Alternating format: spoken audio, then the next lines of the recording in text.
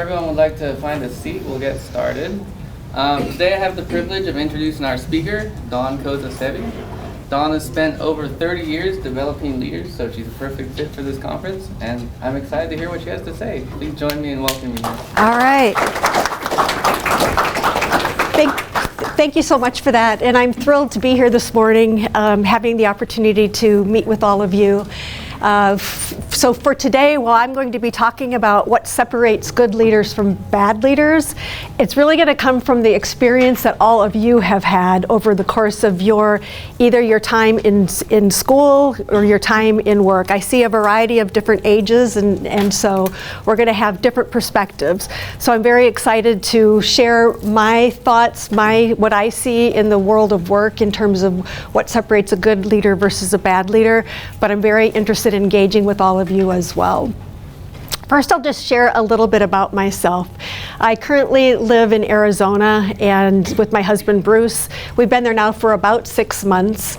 I've had the opportunity over the course of my career. I've lived in 8 different states. I've lived abroad a couple of different times. So staying in one place just really hasn't been for us, but have really enjoyed all the opportunities that all the various parts of the world that we're afforded to see. So I grew up in Minnesota. I went to Maplewood Academy. When I attended Maplewood Academy, Rich Carlson was a teacher, and this one was probably about like this running around. So this was many years ago. I graduated from Maplewood in 81. And I always knew from a very early age that I would be attending Union College. My mom attended Union for actually a semester before she shot off to California and did her own thing as a young lady and then very young mother. But I always knew that's what I wanted to do. And as I thought about what is it that I want to do, I was really interested in social work. I had a passion for helping people, for giving back, and for doing what I could. I was always the person, while at Maplewood in particular, where the girls would come to me with their boy problems, the boys would come to me with their girls' problems, and I would always try to be helping them resolve their challenges and their opportunities. But when I joined Union, I chose a different path. I ended up joining into the division of business. I don't know that I've walked back in this room in 40 years. But it's funny to be back in the building. And I expected it to be a little bit dodgy or whatever because it's been so long, but clearly it's been kept up and it looks just beautiful. So it's super fun to be back here. So my degree, business administration with an emphasis in accounting and management. And what I learned, one thing for sure, is I barely today know a debit from a credit. So, well, accounting was my major, and it was something that I did, quite frankly, because that's what my friends were doing. If it weren't for this little lady there in the back of the room, Miss Jody Trana, she was one of the people that helped support me and helped me really pass intermediate accounting. She really did. At the time, the Barkers, you guys are probably all too young, although some of you are not too young, to know the Barkers. So the Barkers were the teachers at the time, and I know Jody and Steve and others accused me of being teacher's pet because I got by with some things, like submitting the final activity that we had to do this business case. The reason they gave me off the hook, this wasn't about the April time period, literally 39 years ago this month, I received a job offer it was actually from Shawnee Mission Medical Center in Kansas City, but they owned a restaurant at the time called the Soupstone. So I went to work for Shawnee Mission Medical Center, but for the Soupstone, the restaurant was within a mall within the Kansas City area, and I became a leader. Today we're talking about the differences between a good leader and a bad leader. What I am here to tell you, I can give you some very clear and very simple and straightforward examples of what made me a bad leader at that time. Hopefully I have learned and grown from that. If I go back to my degree choice, when I was in school, I found that I really did love psychology classes, and I had almost a minor in psychology. it came really easy for me, and I felt at the time, how could something that comes so easy for me, how could I ever have a paying job doing that? One of my biggest mistakes was that, listening to that voice in my head that I had to struggle through accounting. I think I got a C- or B-, I don't remember, in intermediate. I did pretty well in other classes except for my core emphasis area. And what I learned is God gives us each talents, and it's, from my perspective, and if I were to encourage those of you that are still students, think about what that God-given gift is for you, whether you think it's something too easy, such as I did and didn't feel like I could pursue a career in that course. That's just not true. He gives us our talents for a reason and allows us to leverage those talents in a variety of different ways. So if I have just a little nugget of a food for thought in terms of career choices, stick to what you're passionate about, and because you're going to be working a long time. You're going to be as old as myself and Ed, who just spoke. Ed and I are the same age, so we're both, he graduated in 84, I graduated in 85, so we're both 60 years old and have learned a lot over the course of the last 40 or so years working. So sticking to your passions is certainly one of them.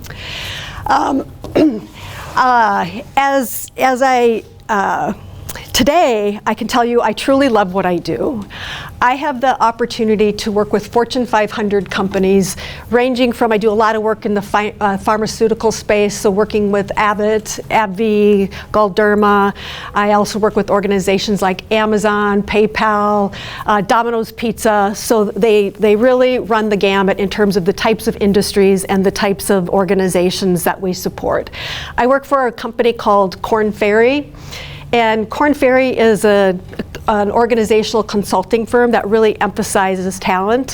One part of our business is in an executive search business where we place leaders into key roles in organizations, mostly again focusing on the Global 500 organizations.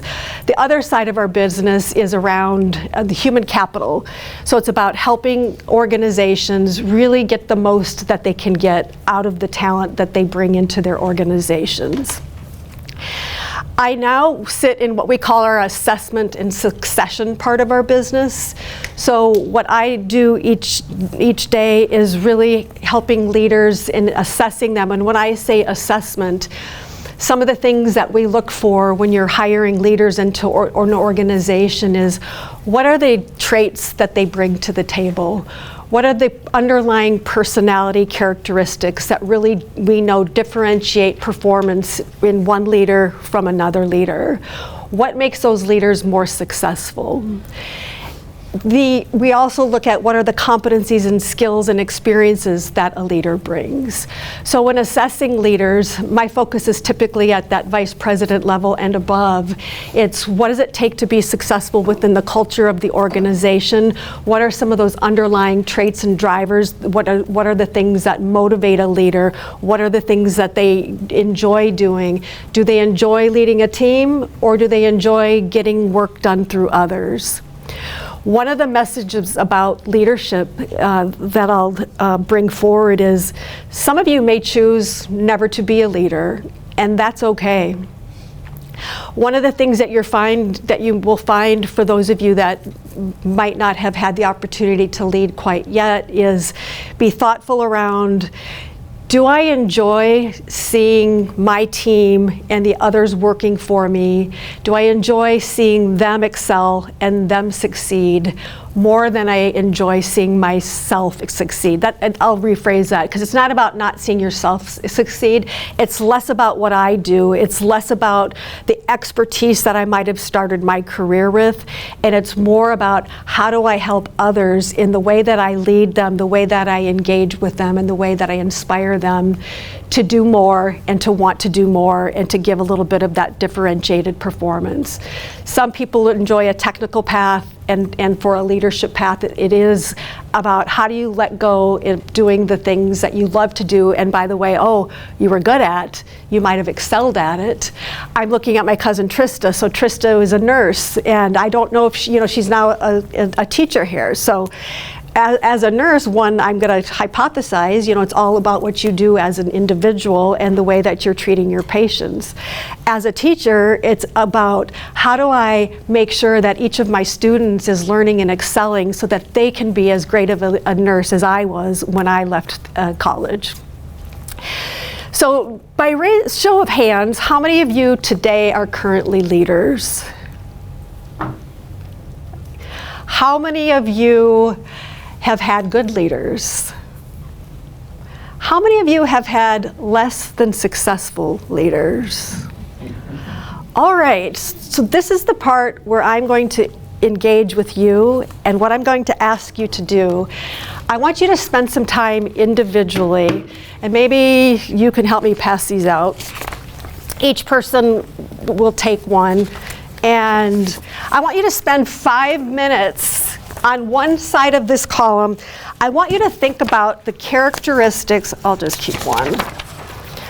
Think of that great boss that you had and that not so great boss. And by the way, this is quite applicable to your teachers. It could be to your coaches. What are those things that made them great? And then on the right side, what are the characteristics or things that you saw that made them less effective? I see some of you need some pens. I did bring some pens.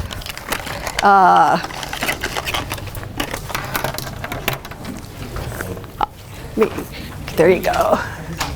Maybe you guys could help me pass those out. And then, so take 5 minutes, and then what I'm going to ask you to do is to work in groups and to share what you've learned. So I'll give you better instructions in a moment, but first take 5 minutes and jot down your thoughts. If I see you're wrapping up, I'll give you the next step.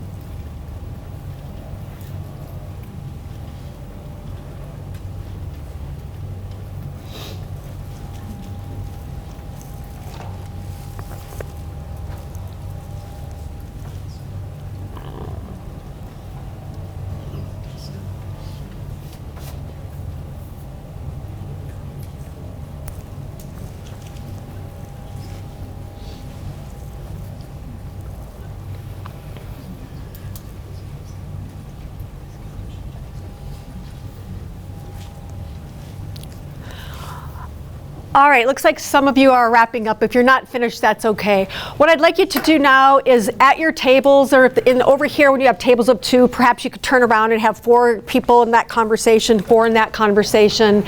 I'd like you to summarize what are the key themes that you bring forward as a table on both the good boss and the bad boss, and then have one of you be prepared to share out, and we're going to capture the themes that you hear. So again, take 5-10 minutes to talk amongst yourself. If I see you're wrapping up, we'll wrap up a little sooner, but if not, go ahead and feel free to take your time.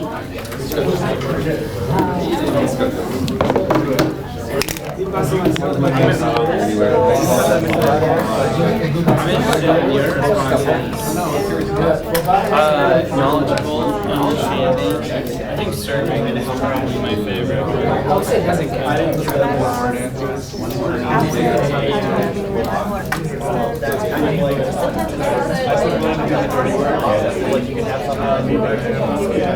Care about their employees as people.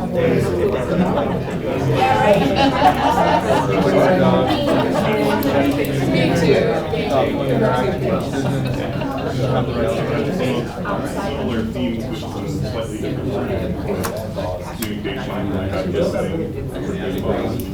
I said listen. I said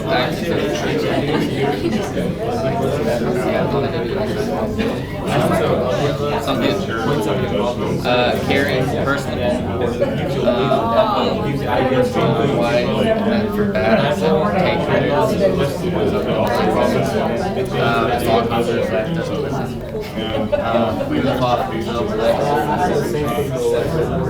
Other people. And then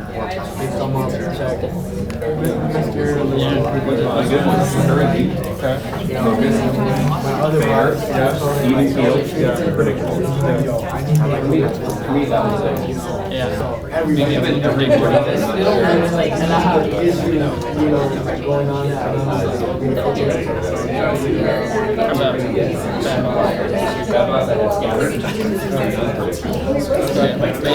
A lot of mine ended up being opposite.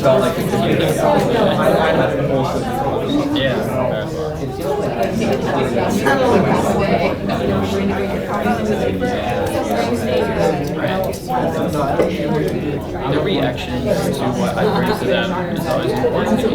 Like if they're harsh, or if they're understanding, or like how they react to what I'm bringing to them. Like, obviously, it depends on how I'm bringing it to them, but also their reaction to it. Yeah. I mean, sometimes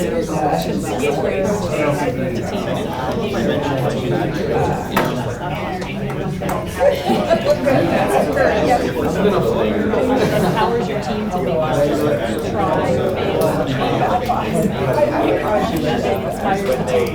How would you summarize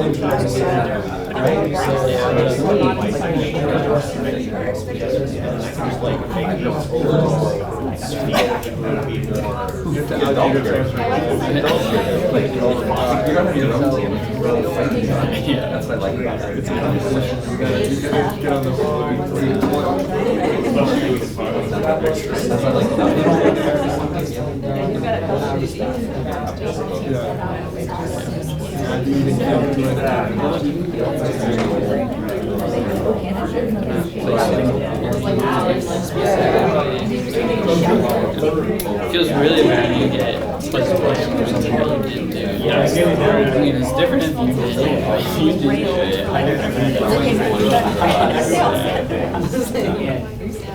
Not good. All right, it sounds like it's coming to a natural close. Levi, how would you like to be my helper? Sure. Are you going to be okay with capturing some things on the flip chart? Sure. Would you rather capture the good or the bad? Capture the good. Okay. All right. So what I'd like to hear from each table is let's hear some of the characteristics. Levi, if we hear duplication, we can just put a little check mark next to it. All right. So let's start with this group over here. What are some of the characteristics of a good leader that your table came up with? Clean expectations and direction. So when they are, delegating a task, you should know what the task is. proactive and like somebody who's willing to take the time to teach. And speaks up for employee needs. So as the boss, you know, they're going to be taking care of everyone. So What does that look like, taking care of your needs?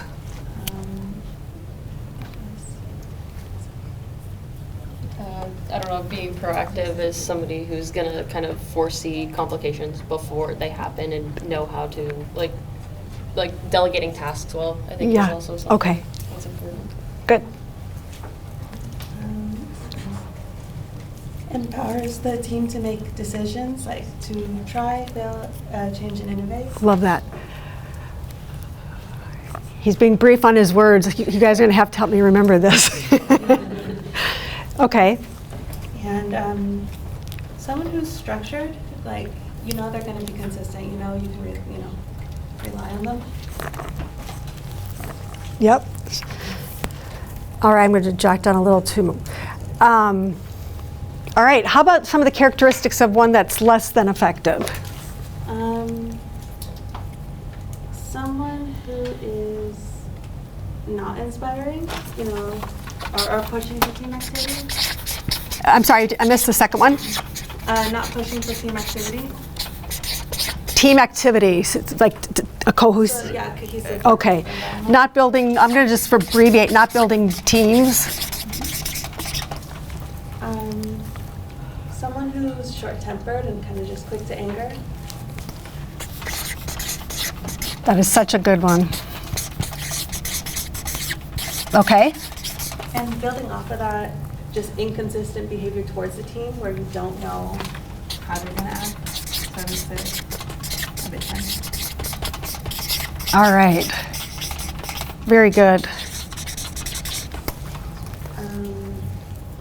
Micromanaging to the point where it's just.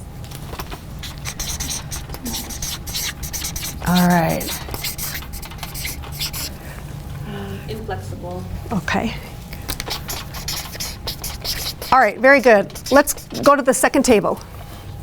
So good or bad? We'll start the good. Okay, so for good we have open-minded, like willing to be taught, asks how they can do better and then does better.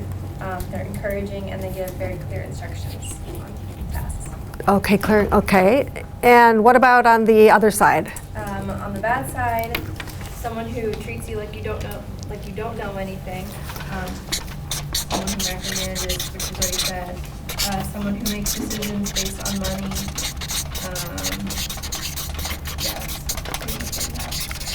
Decisions without your input, is that essentially what you're... Makes decisions based on money, like instead of... Oh, based on... Okay, I gotcha. Okay. How about on the... Oh, that was it. Okay, awesome. Good list. Thank you. Let's go to the back table. I don't know if you guys were working on it or not. Did you guys come up with anything? Let's start with the good. Good boss, they care for their team, caring, and then they're intelligent. Intelligent?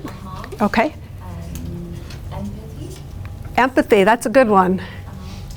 And they're always being on time. On time, honoring your time too, right? Yeah. And they're very creative in everything. Did you say creative? Yeah. Okay.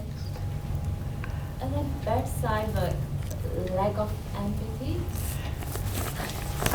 Sometimes it's the opposite, isn't it? And sometimes they're like selfish, like they think about themselves. Ah, yes. Self-interest.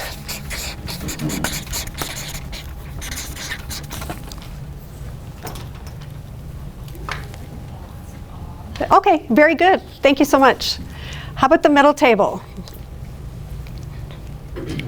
So we said for the good boss, good communication, and they value you as a person, like they care about you.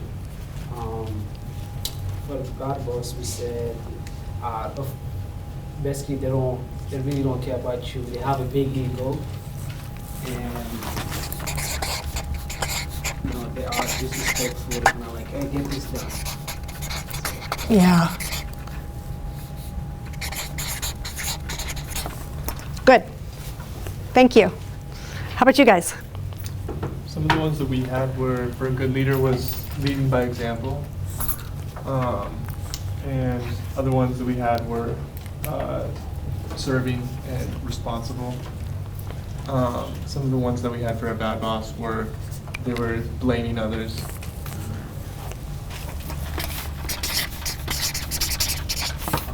They were like unpredictable. Ah, yes. Okay. And another one we had was impulsive. What was the last one? Impulsive. Impulsive. So that kind of goes with, where's the one that's short-tempered? Yeah. Good. Thank you. How about this table? So for some positive characteristics for a boss, we said someone who can challenge the team and support them, help them grow, someone who's team-focused, a boss who understands an individual connection or something like that, beyond just sees someone beyond the group. Someone sees the individuals in the group and understands what their strengths and weaknesses are. Someone who's passionate about what they do and has a positive messaging. And for some negative characteristics, we have reducing subordinates and accomplishments to statistics. So like just measuring them as a number. Okay. And someone who has a negative outlook and creates more discord than cohesion within the group. Okay.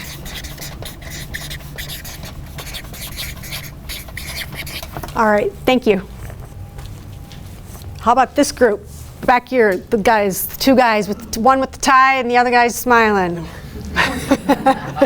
Well, we got some that probably have been set up by now, but for a good boss, we've got organized, confident, good communicator, can take charge, does things with intentionality, models what they are leading, has respect, listens to team members, is encouraging, celebrates wins, and is flexible. All right. And for a bad boss, we've got disorganized, unconfident,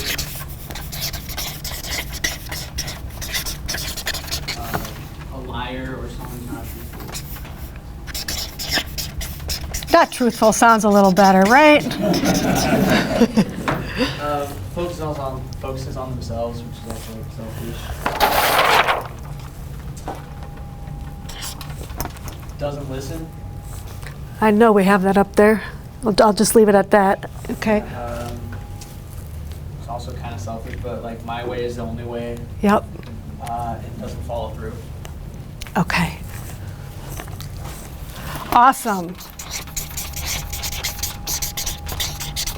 So, thank you. Thank you, Levi.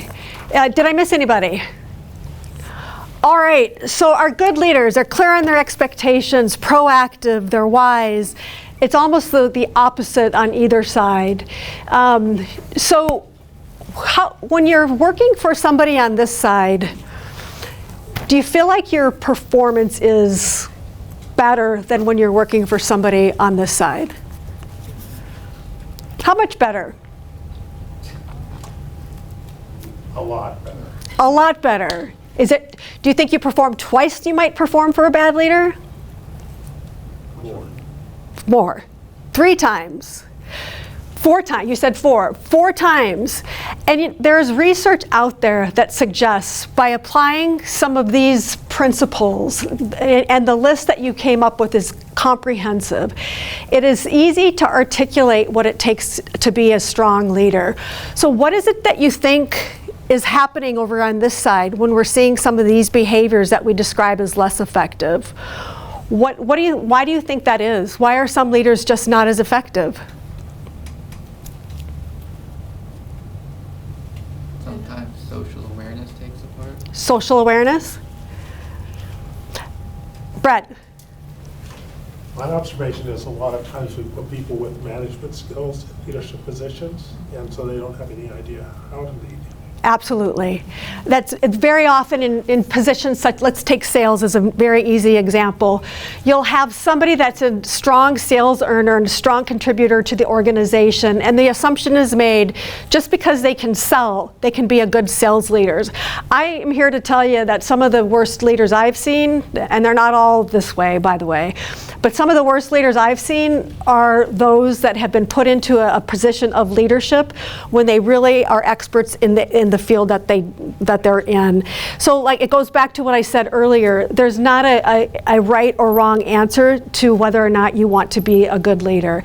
It's, are you willing to take the time to provide clear expectations, to be proactive in providing feedback and coaching? I'm going to draw on what we just heard in the previous presentation from Ed. You guys weren't in here, but I'm going to summarize his talk for you. So here, and he doesn't know I'm doing this. However, because when I was thinking about the correlations between what I wanted to talk about and what I heard from him, he was brought into this organization 19 years ago. I can't read my writing. Chatton Chemicals, and it was a huge turnaround situation. The company was underperforming, so he got in there. And some of the things that I heard Ed describing, if you listen to these, I think you're going to hear some of the common themes that you'll see here. First, you have to have a vision. Where are you going to go? So as a leader, it's hugely important for you to be able to articulate not only the vision of your team, starting with the vision of the organization, how does your team fit into that vision, and then how do you help each person feel like their contributions are helping to achieve that vision. So that line of sight between the vision and strategy of the organization with the contributions that I am making. The second is you've got to build a plan. It's okay to have it's great to have a vision, but if you don't have a plan for how to execute it, your vision isn't going to go anywhere. The third component is you've got to have measurement in place. So how are you going to track your progress? So back to what you're talking about with leaders, are they providing those clear expectations? Are they putting measures in place and helping you understand, when I get to the end of my performance cycle, what does good need to look like?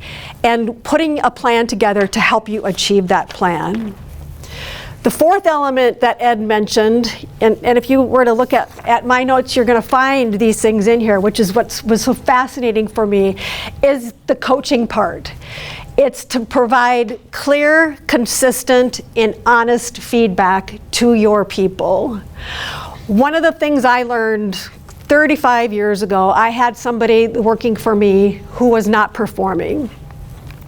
She was an administrative assistant that supported multiple people, and that leader changed from time to time. Those that she was supporting, but not was the person that was the direct leader got all of her allegiance. The others were sort of left. They were not priority. So she wasn't balancing the work appropriately. Anyway, the details of her issue is less important than I was scared to death to give her feedback in her performance review. I was not feeling like I had the courage to share this negative behavior that was having implications on her performance. However, I knew I owed it to her, which is one key thing that has helped me over the years. Will it benefit that person if I give them the opportunity to self-correct by the value of the feedback that I'm going to give? You can give the feedback, they can choose to respond or not. She cried, she disagreed. When we came back to her next quarterly review, I had seen substantial progress and was able to share that with her. She shared with me, Dawn, I was so mad at you and I didn't agree with you, but I reflected on that and you were absolutely right. So having that courage is something that is really important for leaders, and as you're coaching, giving that feedback. How am I doing against those measures? You also Ed mentioned practicing or training, because he was talking about triathlons. If I were to put it in the world of work, in the language that we use in talking to leaders, is about learning agility. How agile are you as a leader to consistently learn and to grow and to become a better leader? And where the real agility comes in is when you think about the next experience that you're in, you're drawing from the lessons that you learned previously and applying them where relevant into the new situation. When we talk about agility, there's 4 components. One is around people agility. Back to, I think you might have even been mentioning or alluding to it, situational, which I'll call situational leadership. Recognizing what you need from me as a leader could be very different than what Levi needs. So flexing my style and approach, so really having that people agility. The second one is mental agility. So on a spectrum over here, it would be somebody that's really liking complex problems and really digging into ambiguous situations.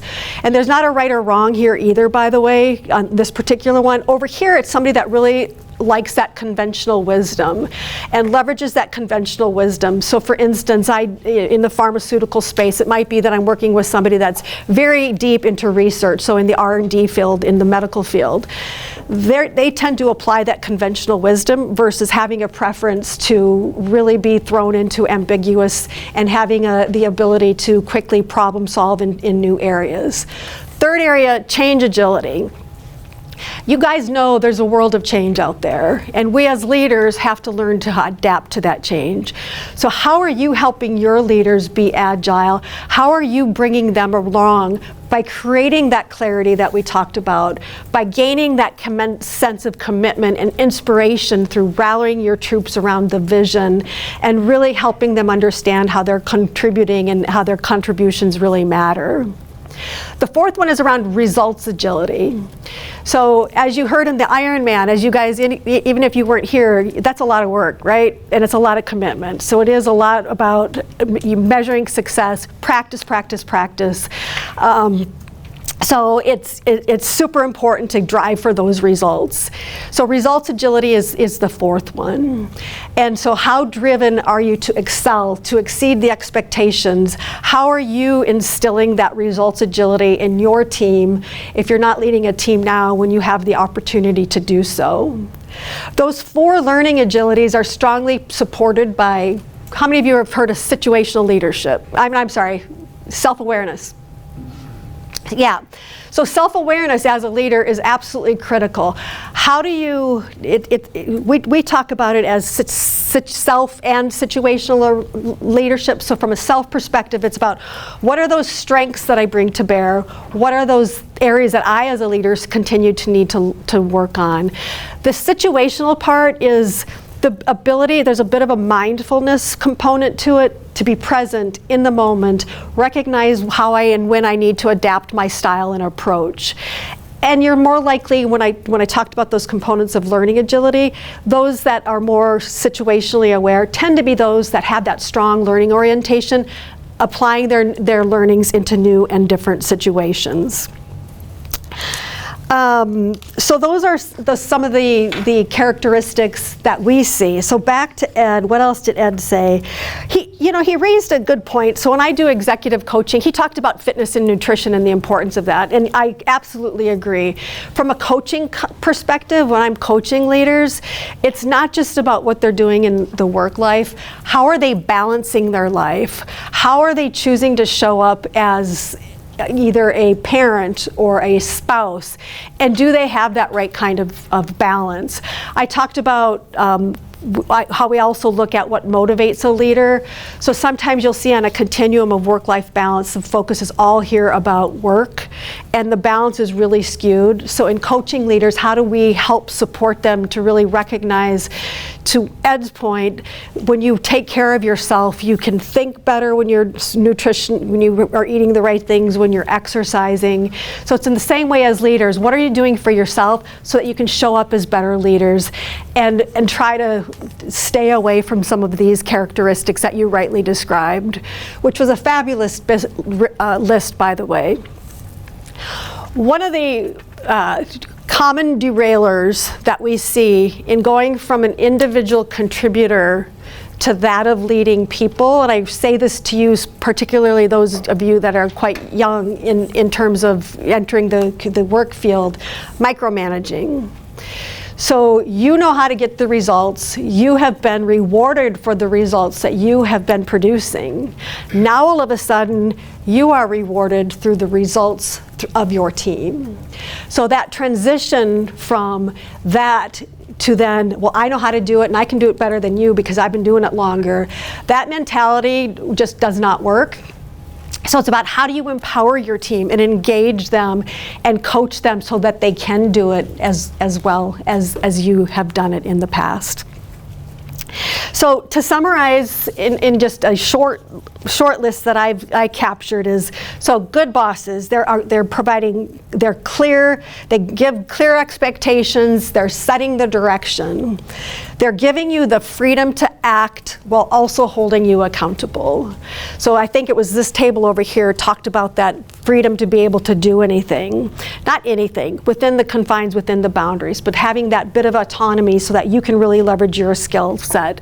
Then that ongoing coaching and feedback is absolutely critical, as opposed to those bosses who don't delegate, who don't set the vision, who don't clearly articulate what the expectations are, who yell or criticize inappropriately. We heard some of this.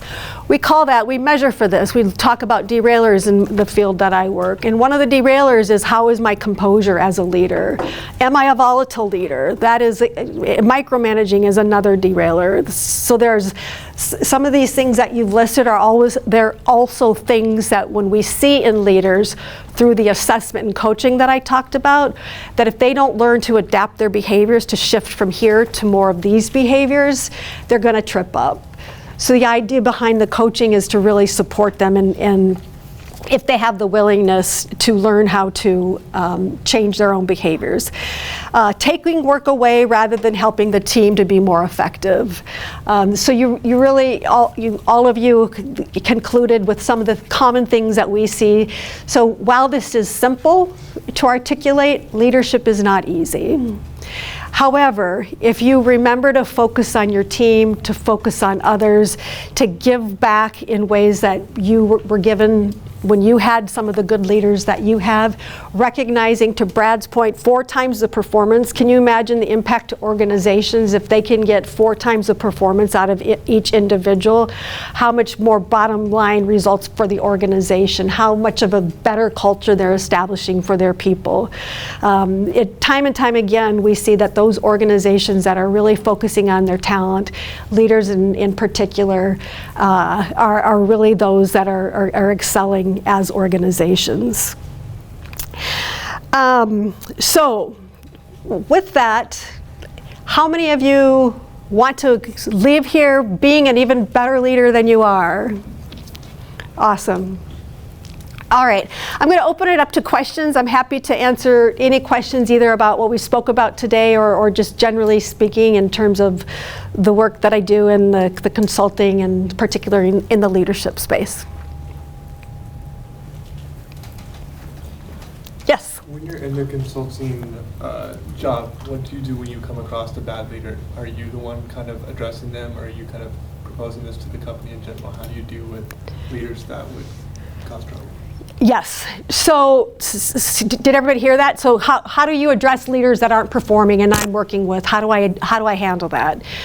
So sometimes, so let's first start, how do we even create that awareness that that leader is not effective? Sometimes an organization will say, we're going to recommend coaching for you to work on X, Y, and Z behavior. I'll tell you what doesn't work is when an organization says, Dawn, you need to go through this coaching because I don't see you as doing X, Y, and Z. If the person isn't committed to doing that themselves, if the organization asks them to do it, forget it.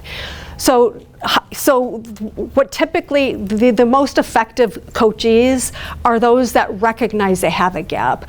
Oftentimes the assessment process that I talked about will disclose.